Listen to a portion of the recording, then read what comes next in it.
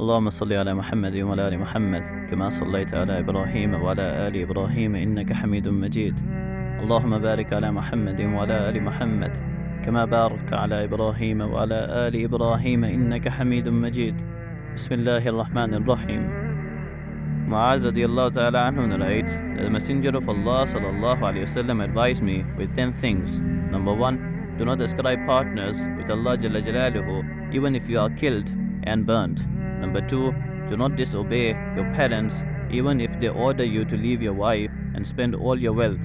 Number 3, do not leave out a compulsory salah intentionally, because the person who does that comes out of the responsibility of Allah Jalla Jalaluhu. Number 4, do not drink alcohol and other intoxicants, because this is the root of every immorality.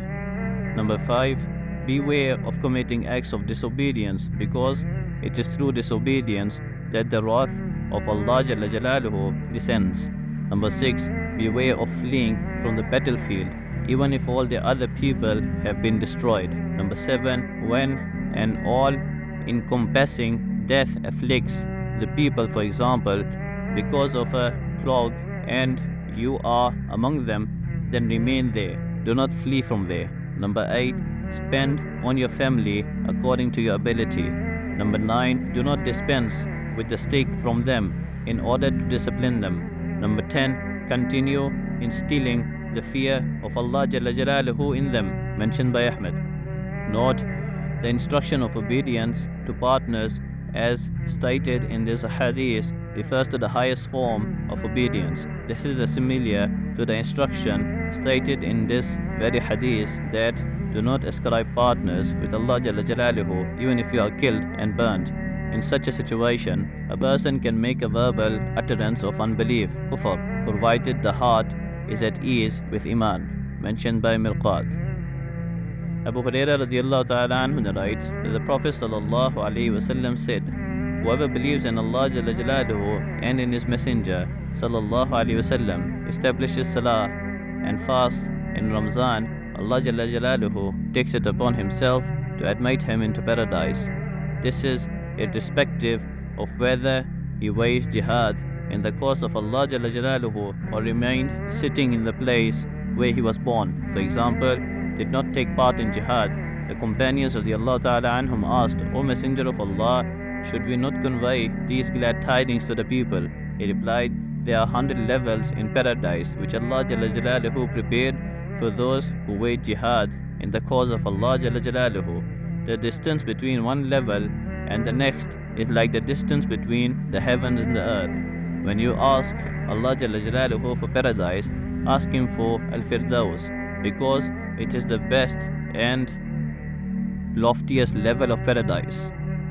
Above it is the throne of the merciful, and from it the rivers of paradise gush forth, mentioned by Bukhari.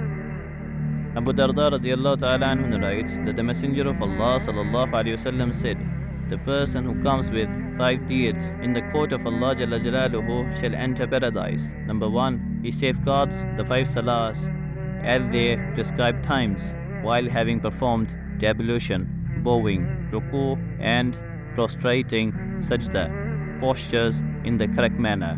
Number 2, he kept fast in Ramzan. Number 3, he performs the pilgrimage to the house if he has the means to undertake the journey. Number 4, he pays the zakah open-heartedly. Number 5, he fulfills the trust. He was asked, O Messenger of Allah, what is the meaning of fulfilling the trust? He replied, taking a bath after the major impurity, janaba, because Allah Jalla Jalaluhu did not entrust man with anything of his religion apart from this, taking a bath after the major impurity. This is because this act is such a private matter that it is only the fear of Allah Jalla Jalaluhu that can prompt him to take a bath, mentioned by Tabarani. Fadala ibn Ubayd al-Ansari radiallahu ta'ala anhu narrates, I heard the Messenger of Allah sallallahu alayhi wasallam saying, I guarantee a house on the outskirts and center of paradise for the person who believes in me, embraces Islam and emigrates. I guarantee a house on the outskirts, center and highest level of paradise for But the person who believes in me, embraces Islam, and wages jihad in the cause of Allah Jalla Jalaluhu, whoever does this has acquired every type of good and escaped from every type of evil. No matter where he dies, he has made himself eligible for paradise. Mentioned by Ibn Hibban. Muaz ibn Jabal radiallahu ta'ala anhu narrates, I heard the Messenger of Allah sallallahu alayhi wasallam saying, whoever meets Allah Jalla Jalaluhu without having ascribed any partner with him, having offered the 5 salahs and fasted in Ramzan, shall be forgiven. Mentioned by Ahmad. Abu Hurairah radiallahu ta'ala anhu narrates that the Messenger of Allah sallallahu alayhi wasallam said, whoever meets Allah Jalla Jalaluhu without having ascribed any partner with him, having paid the zakah of his wealth wholeheartedly and in anticipation of reward, and having listened and obeyed the leader of the Muslims, then for him is paradise. Mentioned by Ahmad. Fazala ibn Ubayd radiallahu ta'ala anhu narrates that the Prophet sallallahu alayhi wasallam said, a mujahid is one who wages jihad against his self. Mentioned by Tirmidhi. In other words, he tries to act against the desires of his self. Utbah ibn Abd radiallahu ta'ala anhu narrates that the Messenger of Allah sallallahu alayhi wasallam said, if a person were to fall on his face in prostration from the time that he was born till the day that he dies in order to gain the pleasure of Allah Jalla Jalaluhu, he will consider this action also to be insignificant on the day of resurrection. Mentioned by Tabarani.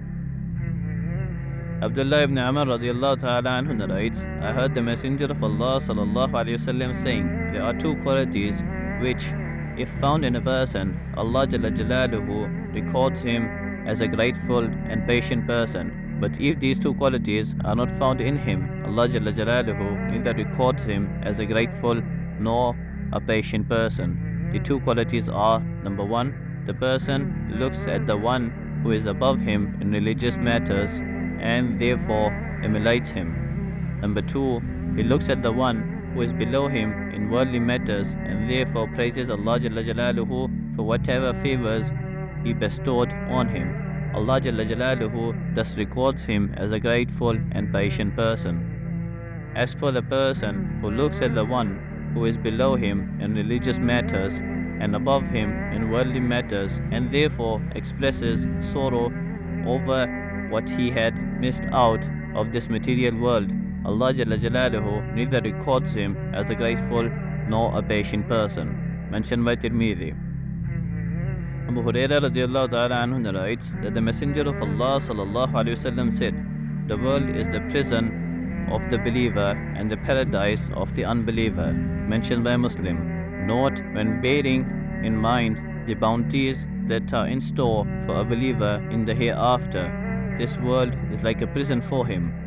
When bearing in mind the eternal punishment that is in store for an unbeliever, this world is like a paradise for him.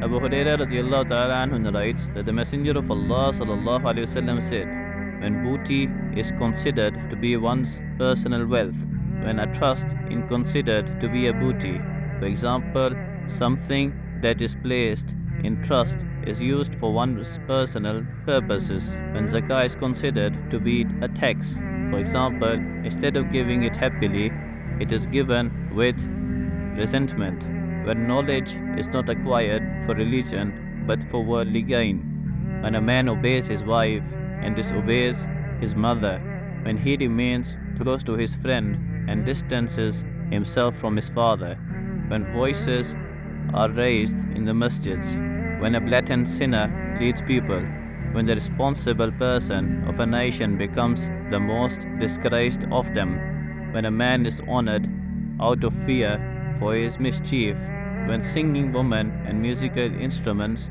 become common, when the consumption of intoxicants become widespread, when the later generations of this ummah curse the former generations, then expect a red whirlwind, an earthquake being swallowed in the ground, the disfiguring of people's appearances, and the remaining down of stones, and expect similar signs one following another, like when a necklace is cut and its pearls fall off one after another.